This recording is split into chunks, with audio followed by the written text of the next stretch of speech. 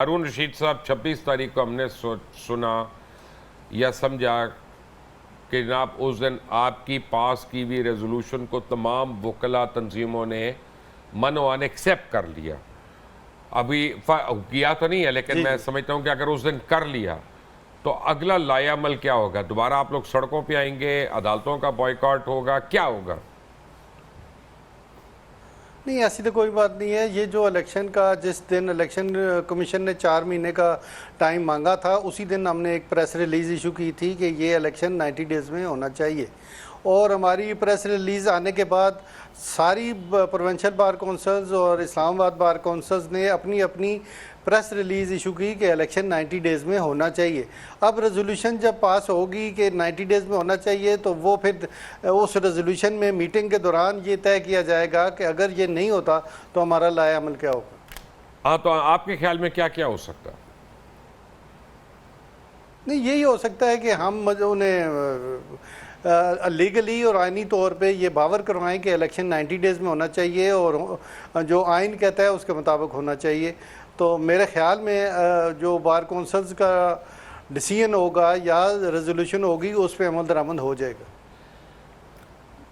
अमल दरामद हो जाएगा, यानी आपको कोई आगे स्टेप नहीं लेना पड़ेगा हड़ताल वगैरह का या किसी चीज़ का या मार्च का? नहीं, मेरा नहीं ख्याल। मेरा इसमें प्रपोजल है। जी जी नहीं, पाशा साहब भी सुन रहे हैं, बड़े काबिल एक्सपीरियंस वकील हैं, कि आप चूँकि ख़ुद सारे लॉ के एक्सपर्ट्स हैं, इलेक्शन कमीशन के पास भी होगी एक्सपर्टीज़, लेकिन आप चूँकि ज़्यादा इंडिपेंडेंट हैं और गवर्नमेंट मुलाजिम भी नहीं हैं, आप मेहरबानी करके आप एक अपना नहायत कॉम्पिटेंट लॉयर्स का एक ज़रूर डेलीगेशन बनाएं, then have threadbare discussion with the chief election commissioner and his team.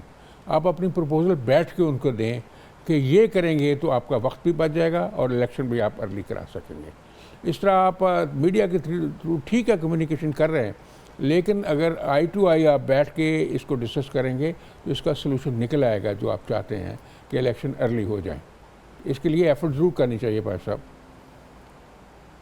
जी हारून साहब, जी सुनिए आपने राणा साहब की जी बात। बिल्कुल, वो तो फिर तय कर तक बिल्कुल राणा साहब ठीक कहते हैं। अगर ये मुनासिब हुआ कि मिलना है और इस तरह मामला तय हो सकते हैं और इलेक्शन 90 डेज़ में हो सकता है हमारी ओपिनियन से, तो डेफिनेटली ये पॉइंट मैं रखूँगा अपनी मीटिंग में ताकि इस पर भी डिसीजन आ जाए। मेरा ख्याल है कि इस पे भी आ सकता है और यानी कोई ऐसी बात नहीं, लेकिन मुझे लग रहा है राणा साहब कि ये 26 को बड़ी कारआमद कन्वेंशन होगा, इसको लाइटली मत लीजिएगा। नहीं, वो तो अच्छी बात है। अगर कोई हालात की सेहत के लिए, मामलात को बेहतर करने के लिए अगर कोई एक लिहाज से इंट्रोस्पेक्शन होती है, कोई इसका फ़िक्र ज़िक्र होता है, तो अच्छी बात है, कोई बुरी बात। हारून साहब, जो आप केसेस को देख रहे हैं अदालतों में, जिस तरह से फैसले हो रहे हैं, आपको लगता है कि अगले इलेक्शन में बल्ले का निशान होगा? वो आपको भी पता है और आप उस कैंपेन में शामिल थे कि बल्ले का निशान कब होगा। निशान अगर हुआ भी तो उसका कोई मेरा नहीं ख्याल कि बल्ले को कोई फ़ायदा होगा। जिस तरह उन्हें लाया गया था वो सारी कौम को पता है, कौम तो मजबूर होती है। तो जब आ गए तो सारे लोगों ने अपनी अपनी गलती तस्लीम की और सारे हर एक की पोजीशन वाज़ेह हो चुकी है कि किसने क्या किया था।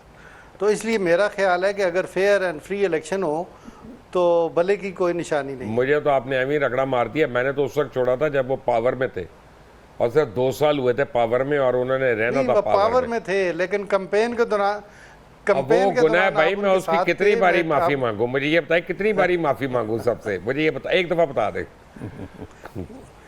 उनको लाने में आपका बहुत बड़ा रोल था। अब मैं ही रोल गया है ना एंड में, ऐसा भी तो हुआ है ना। यही होता है, वैसे यही होता है। राणा साहब, अगर नवाज शरीफ जी, अरुण भाई क्या कह रहे हैं? वो मैं कहता हूँ कि जो बंदा किसी का एक एहसान करता है वो फिर उसको नुकसान भी पहुंचाता है। इसलिए कहते हैं जिस पे एहसान करो उसके शर से बचो। हज़रत अली ने कहा भाई, इसमें तो वो छोटी बात हो ही नहीं सकती। जी जी राणा साहब, यही बात है। 2 महीने में क्या मियाँ साहब के ऊपर पाबंदी खत्म हो जाएगी? कौन सी पाबंदी?